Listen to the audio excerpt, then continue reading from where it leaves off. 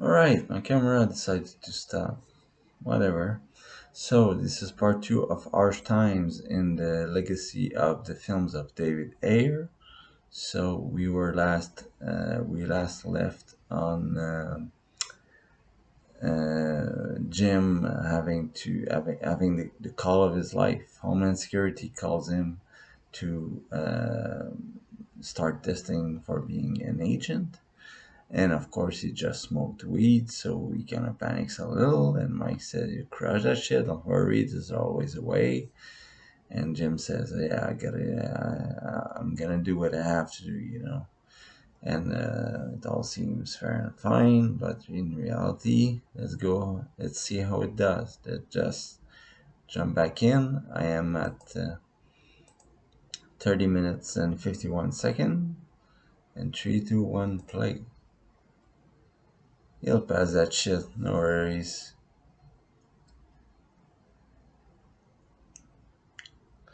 Don't fucking trip.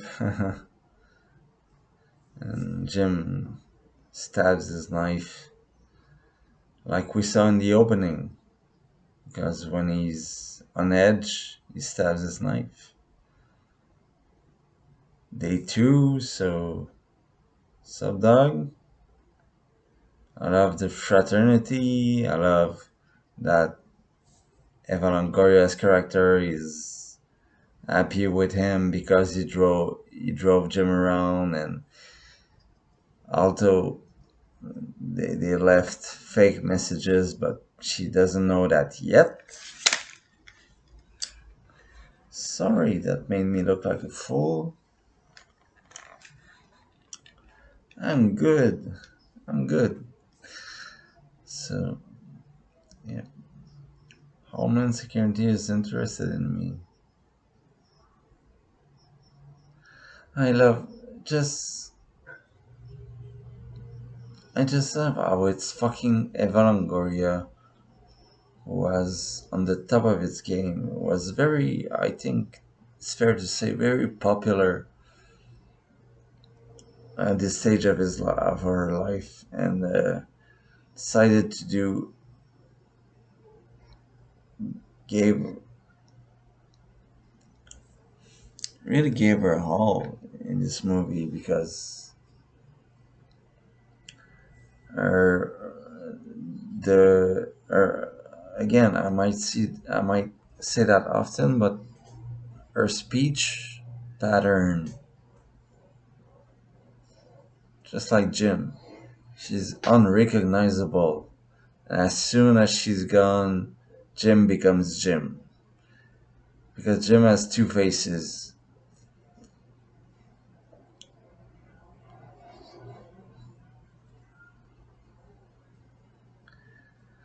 I love how Mike is pointing the beer as a point of shame.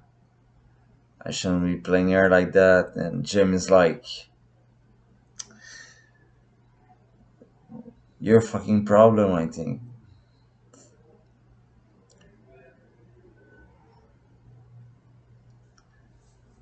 He's drinking vinegar because he has a piss test and wants to shut out his kidneys.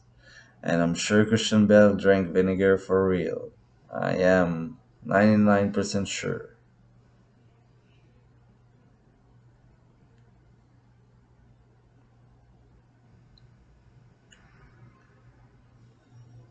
He has to do all kinds of things to pass that pee test.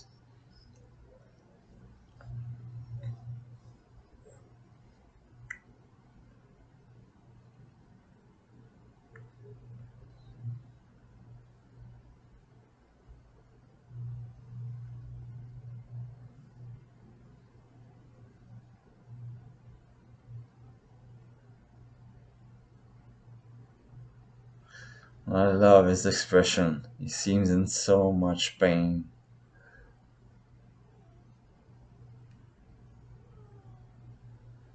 Because as men, we all can agree that it's a fucking outrageously painful thing to do. God damn.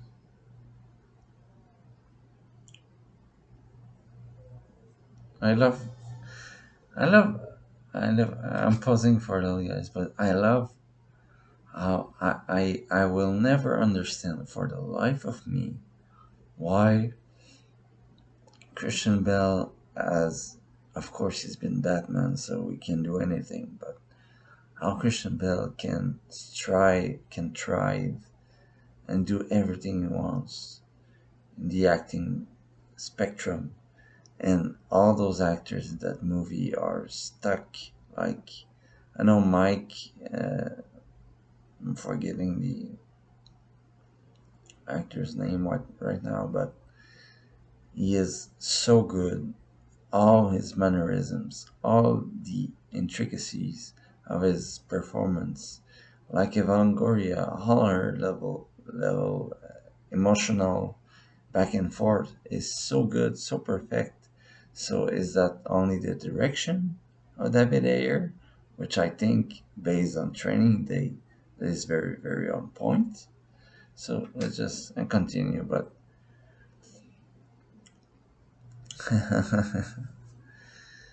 see Jim tripping out, Jim stressed.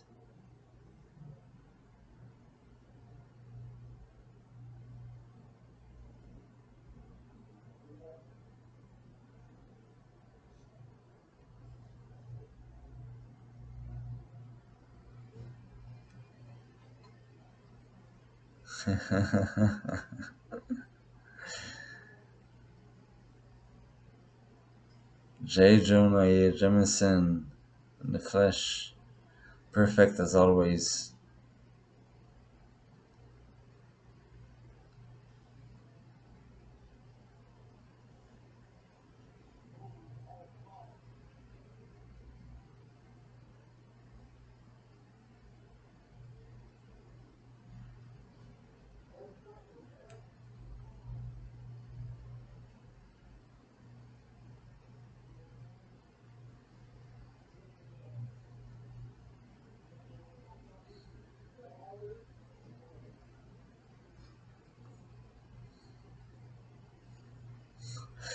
And Jim pisses this guy off because he's Asian and he's racist. No other way to put it.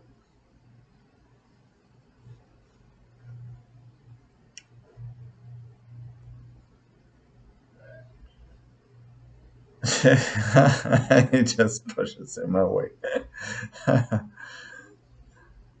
The Ranger.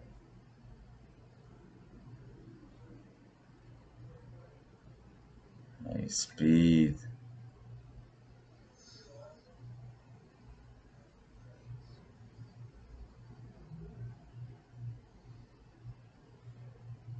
Yes, sir. And there's a bam.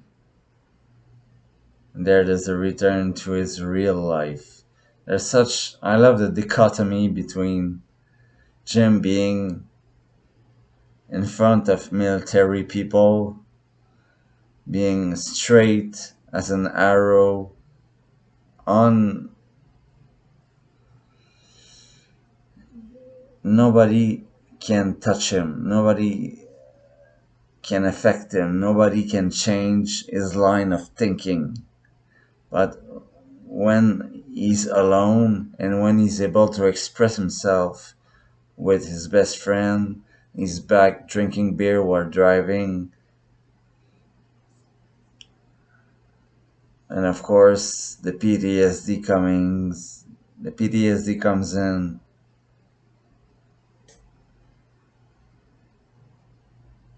and he pushes him too far. Mike wants, because Mike, as David Ayer said, Mike is the kind of guy that grew up in the hood, but found the right the right line of life to just evade it, but to stay in it still. So he's got the language, the slang, the pattern, the life, but with no with no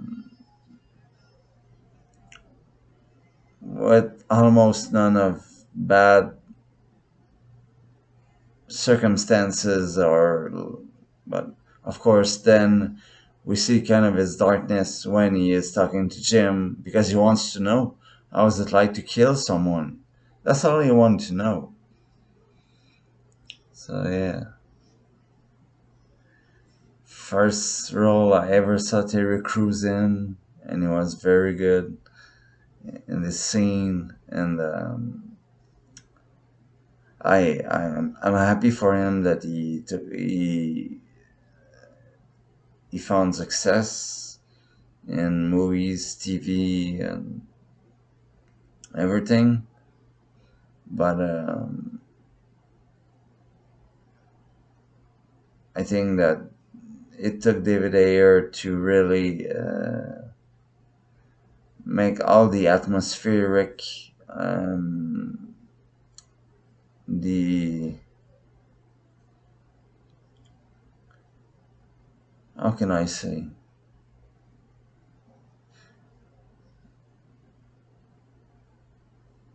the fluidity of the performances of everyone. Like you said, it's a simple thing, but the actors had to remember it's guys, it's a small budget movie. That's what we have to remember, because with $2 million, a good chunk must have had to go to Christian. I'm sure Christian Bell didn't get his quote. Of course, 2 million is worth way more than that. But the how can he?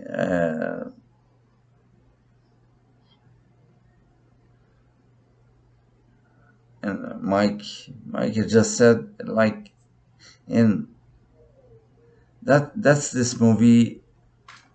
That's this movie in a sentence.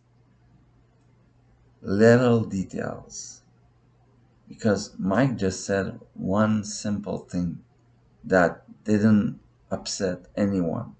He just said, "Scary, huh?" And yeah, as we will see later, it is very scary, and he knows perfectly the mindset of his best friend. But he kind of seems to enjoy the ride, kind of just rolling with it, because of the power of fraternity. This film is all about the power of fraternity between Mike and Jim, and it's a beautiful thing, but it's a tragedy, as we'll see. If you're listening to this, you have already seen this movie, I hope. So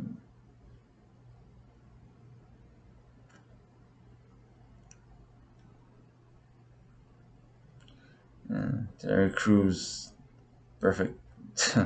And Mike still asks for a fake message on the second day. Jesus Christ.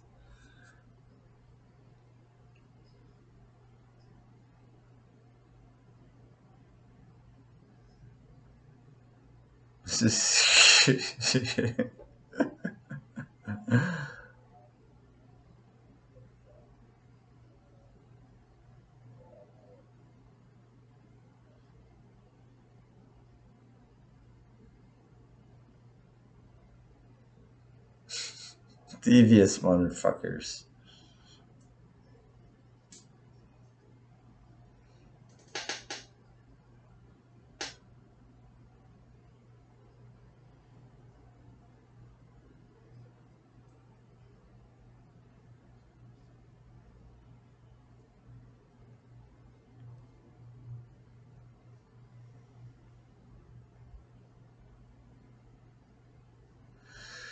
And I can never stand the movies where they say 555, because every time they say 555, every cinephile in the world will know it's not a real phone number. So it's a small thing, a small detail, of course, but just if you're gonna say 555, just don't say the number, or say a real. And there's so much. That's what I like in David Ayer's movies. There's so much personality bursting from every frame, every scene, every cut, everywhere. There's movement, there's personality, there's character work, there is everything we want to know about. Um, and he and oh, got straight to the bar where they're gonna find Eddie to sell the gun. And yeah, and Mike has the great idea to use the monkey suits because they're already in tank tops. They're already suspects.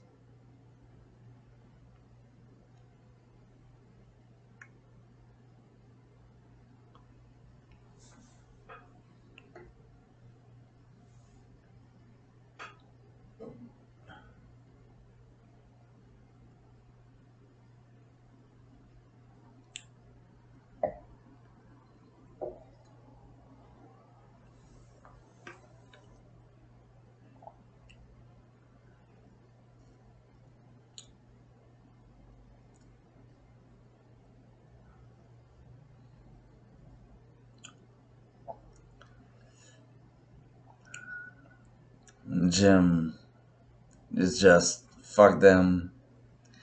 It says a lot about Jim's mentality. It says they make a move, I'm blasting. I don't give a fuck. And of course, Jim is horny. Jim's want to get some. He doesn't care. Just hablas español.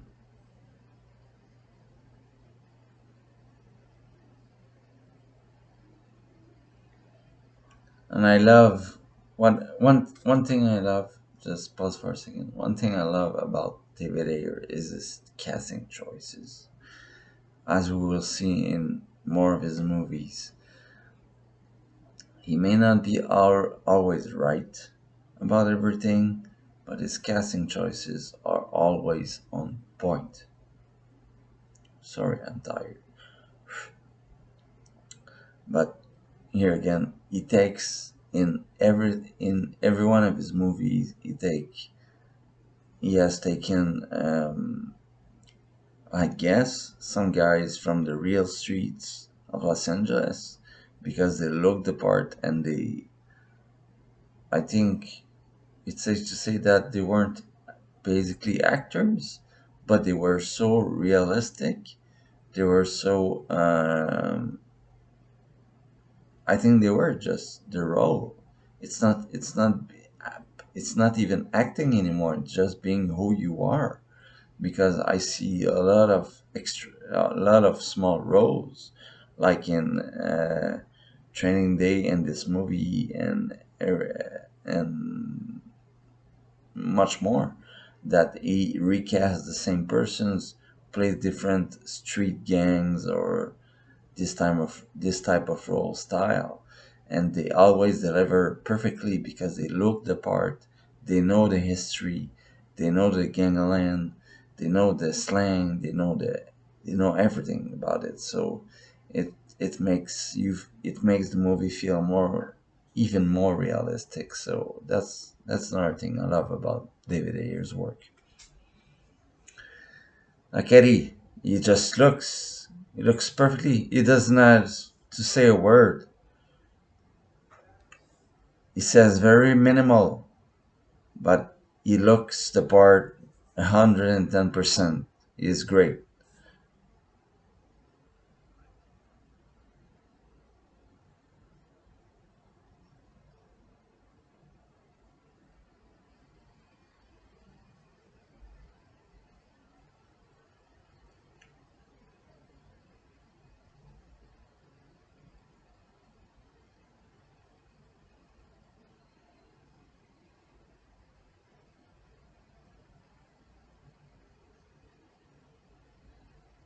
And again, say, yeah, my enemies are wearing a bulletproof vest, so I need hollow points. And Mike says, yeah, yeah, yeah, but Mike has no idea what it is to be in that system, to be in that dynamic.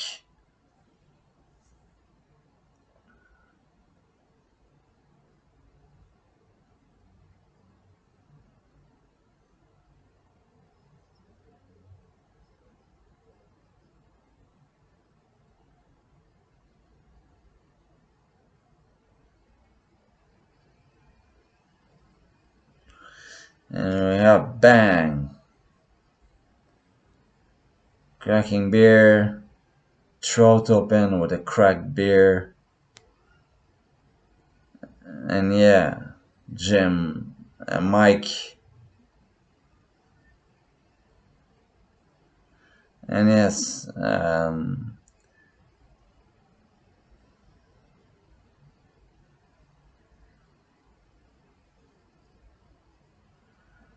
and Mike is traumatized. It's a great scene, a great aftermath of this out of nowhere, violent, brutal scene. Gets carotid,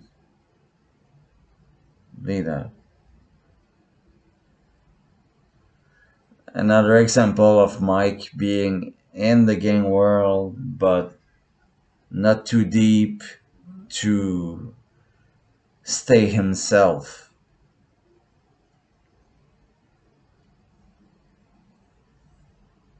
Yeah, and I think I heard David Ayer say that yes, he was a pimp and he turned his daughter because he say una flor, so flower,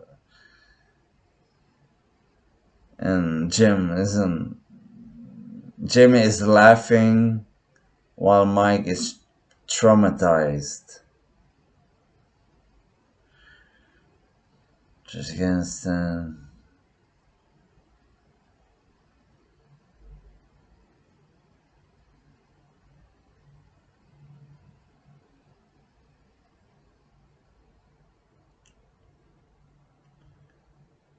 it's traumatic. It's purely traumatic because Jim just tells a story about his friend being blown up in Afghanistan and said, "Yeah, I don't fucking care anymore about people being blown up." And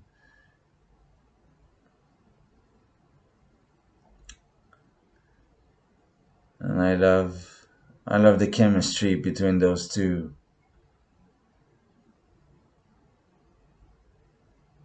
And we have, again, I'll pause for a short time, but we have so much backstory in so much little sentences that we would like the movie to show us. Like, of course, how will you do it? Will you do with flashback scenes? Will you do an overture of their younger selves? And of course, the answer is no. You don't. It's not needed.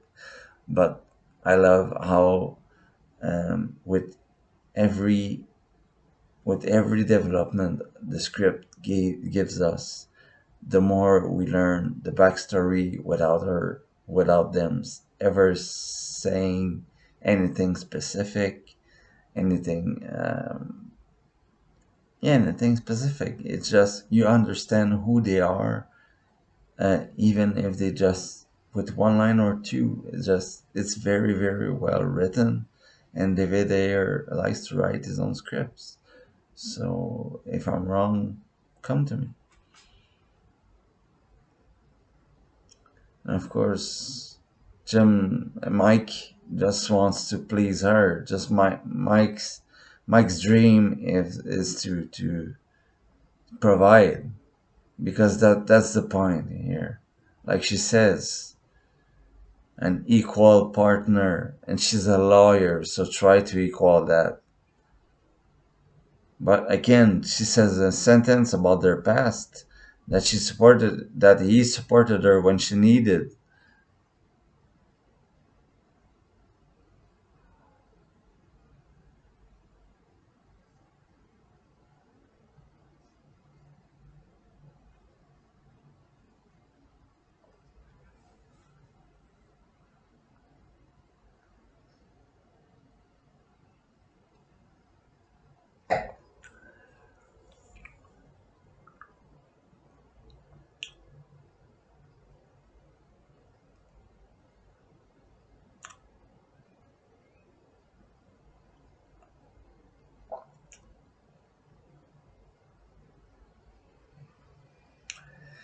And the jig is up.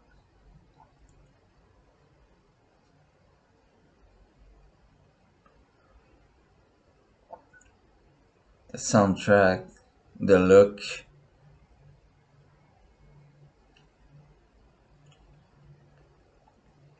You should be the lawyer.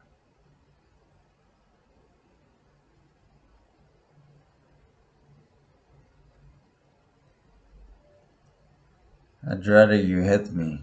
That, again, that says a lot.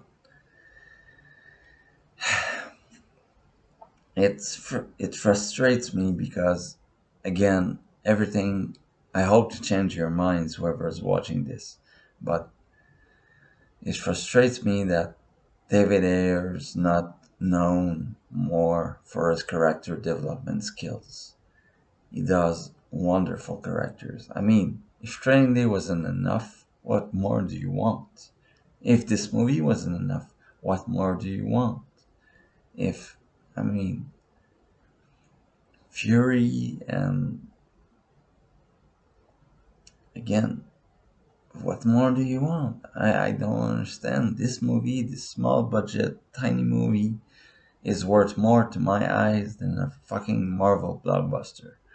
It's so much more depth filled and emotionally driven, and actors playing perfectly their roles to a to a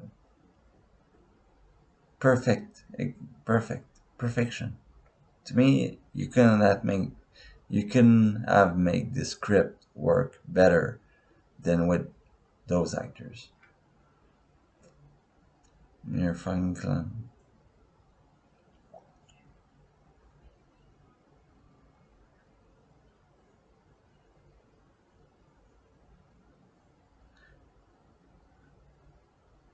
Just the line, I'd rather you hit me. It sums up, again, just with a sentence, give a whole backstory. So he had a history of cocaine. She said, just go.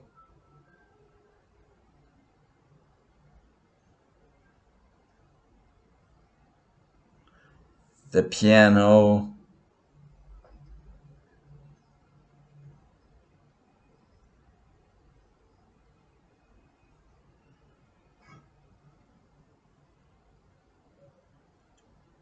Of course, Jim is up in the military mornings.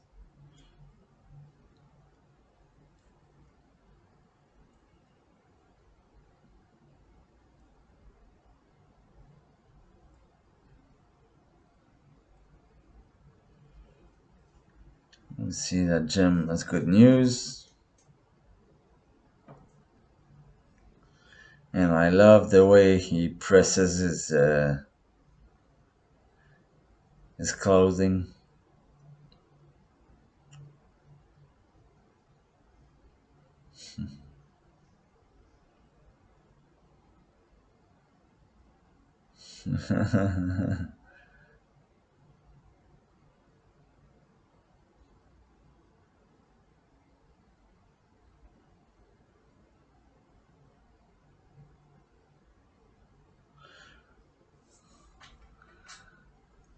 Jim says, I slept like a baby, and Mike says, I heard screaming. What does that tell us? Again, just with minimal. They don't go over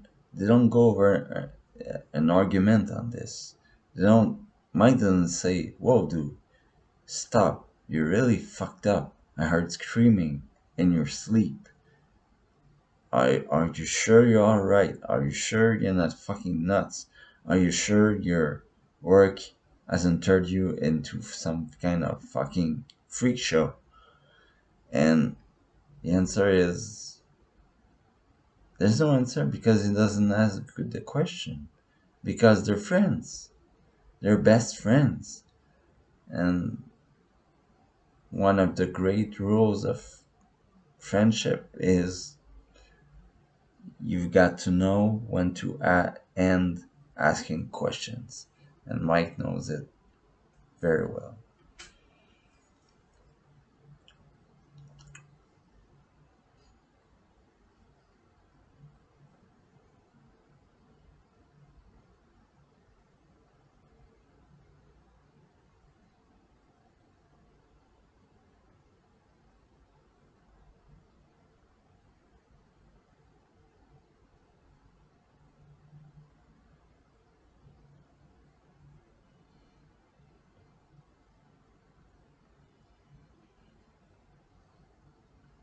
You gotta play the system like a piano.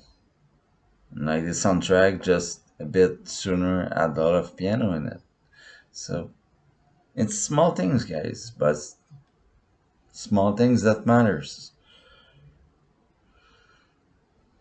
Of course, he's a star pupil,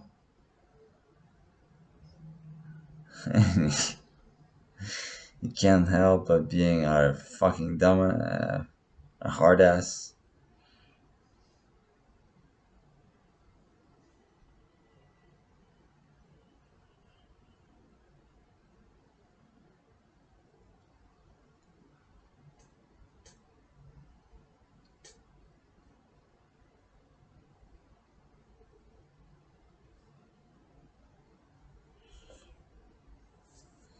And he finally tells them to drop you on psych.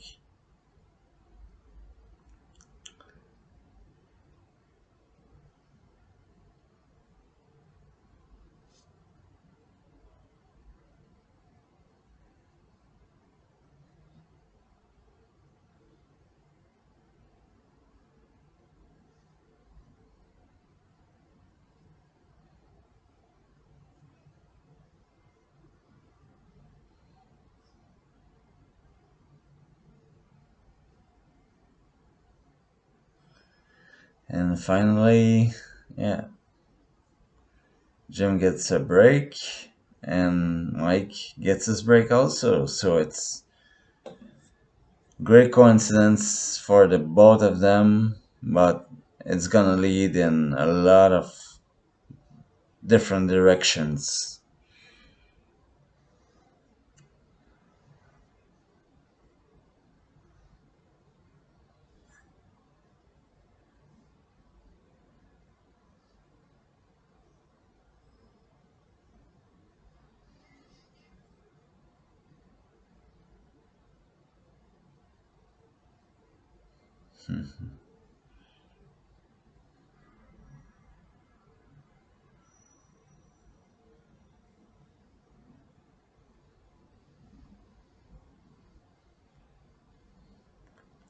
And again, I love the way that he films outside the car.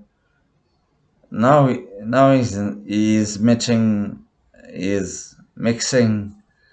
inside and outside the windows of the car to reflect the city in the windows. So it's that's pure David Ayer, and he wants you to sink in the city, sink in the people, sinking the atmosphere, the gangland, the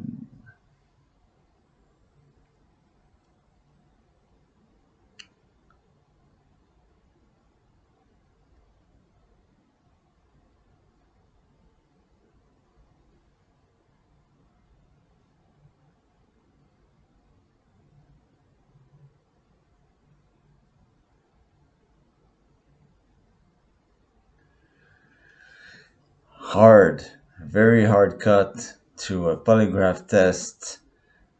And this guy is not an actor. He's a real polygraph tester, a veteran, and I love their rapport. I love how the scene is very tense because we know Jim is gonna lie. Because the and of course that's another strength of David Ayer when I was talking about uh, engaging.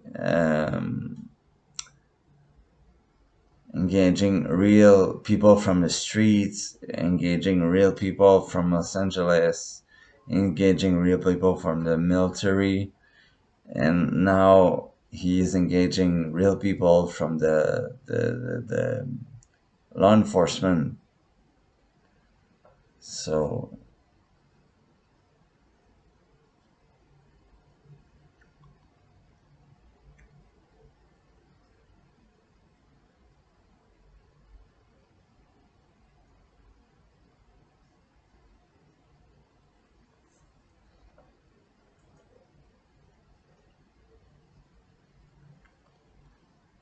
Jim is messing up.